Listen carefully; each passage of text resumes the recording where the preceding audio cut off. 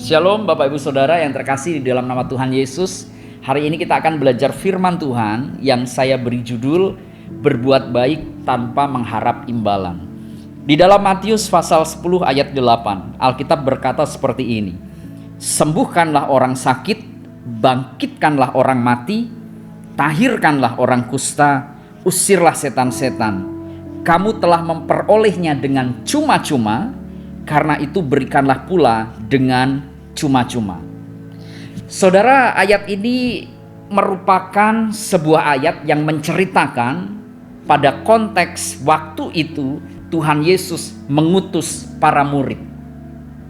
Tuhan Yesus mengutus para murid, Tuhan Yesus mengutus para pengikutnya untuk mereka memberitakan Injil, untuk mereka memberitakan keselamatan di dalam Yesus, untuk mereka menyuarakan pertobatan kepada orang-orang yang mereka temui. Tuhan Yesus berkata, sembuhkanlah orang sakit, bangkitkanlah orang mati, sembuhkanlah orang kusta, usirlah setan-setan. Tuhan Yesus memberikan perintah kepada para pengikutnya, lakukanlah berbagai macam mujizat, tolonglah orang-orang, berbuat baiklah bagi mereka yang sakit supaya mereka kamu doakan, kamu sembuhkan.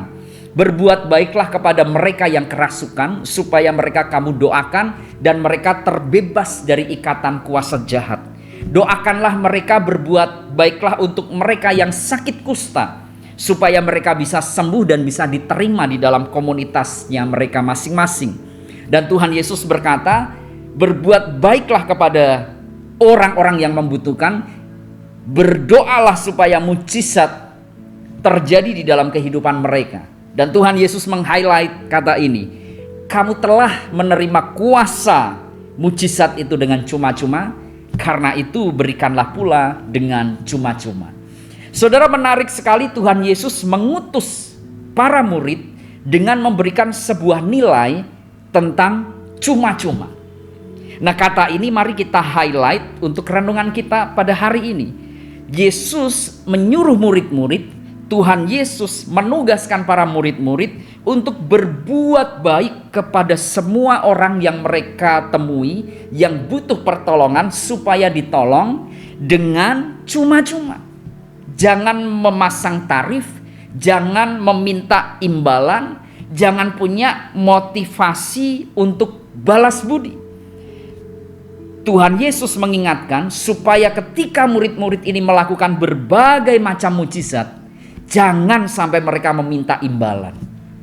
Kalau dikasih puji Tuhan, kalau tidak dikasih ya puji Tuhan. Kalau kamu diberkati ya puji Tuhan, kalau kamu tidak dikasih berkat, dikasih sesuatu dari orang yang pernah kamu tolong, ya puji Tuhan. Itu yang Yesus sampaikan kepada para murid-murid ketika mereka diutus memberitakan pertobatan dan keselamatan di dalam Yesus. Nah, saudara, nilai ini yang diajarkan oleh Yesus sebagai murid Kristus, sebagai pengikut Kristus. Kita harus belajar seperti para murid. Para murid melakukan perbuatan baik dengan cuma-cuma, tanpa mengharapkan imbalan, tanpa mengharapkan balas budi. Dan ini juga yang harus kita hidupi di dalam kehidupan kita.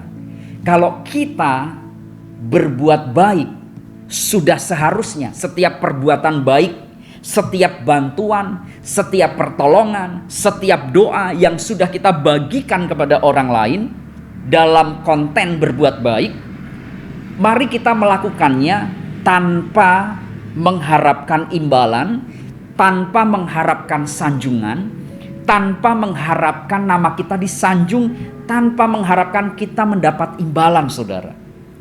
Kita harus memiliki perbuatan baik yang tulus. Tulus itu artinya tidak ada kepentingan apapun. Kita melakukannya pure atas dasar kemanusiaan. Seperti yang dilakukan Yesus ketika dia turun ke dunia. Dia pure, tidak mengharapkan imbalan. Dia mati di kayu salib supaya kita mendapatkan keselamatan. Beda sekali iblis dan Tuhan Yesus. Kalau iblis di dalam kepercayaan animisme dinamisme, iblis akan menjanjikan berkat kesuksesan kepada seseorang, tapi ada imbalannya, nyawa dan lain sebagainya. Yesus memberikan keselamatan cuma-cuma bagi siapa yang mau, silakan. Yesus tidak meminta imbalan. Yesus cuma ingin manusia hidup menjadi versi terbaik di dalam hidupnya masing-masing. Karena itu di dalam hidup kita, mari kita belajar kalau kita berbuat baik kepada orang lain, mari tulus saudara. Lakukanlah dengan cuma-cuma. Ini sebuah kritik bagi kehidupan modern pada hari ini. Banyak orang melakukan perbuatan baik untuk sebuah kepentingan. Banyak orang melakukan perbuatan baik, dikontenin, di video, ditayangkan di YouTube, ditayangkan di sosial media, berbuat baik, memberi uang kepada orang lain, membantu orang lain, tapi tujuannya supaya dapat viewers. Bukankah ini hal yang tidak diajarkan oleh Alkitab? Karena Alkitab berkata, kalau tangan kananmu memberi, tangan kiri jangan tahu. Kalau tangan kiri memberi, tangan kanan jangan tahu. Mari kita menjadi pribadi yang tulus di dalam kehidupan kita. Mari kita koreksi hidup kita. Kalau kita baik dengan seseorang, kalau kita membantu seseorang, sudahkah kita tulus, tidak mengharap imbalan? Karena siapa yang berbuat baik, memiutangi Tuhan. Tuhanlah yang akan membalas setiap kebaikan kita. Mari kita menjadi pribadi yang tulus, pribadi yang tidak mengharapkan imbalan. Kalau kita berbuat baik, kontennya hanya untuk kemanusiaan, dan Tuhan yang akan membalas setiap perbuatan baik yang kita lakukan. Kalau kita membantu orang lain, biarlah itu semata hanya untuk asas kemanusiaan, dan biarlah nama Tuhan yang dipermuliakan. Jangan kita punya agenda tersembunyi, jangan supaya kita disanjung, jangan supaya kita dipuji-puji orang, jangan supaya kita dapat viewers dan lain sebagainya. Nah, mari kita bersama-sama memurnikan motivasi kita di dalam berbuat baik kepada orang lain, seperti para murid Yesus, berbuat baik dengan cuma-cuma. Tuhan Yesus memberkati.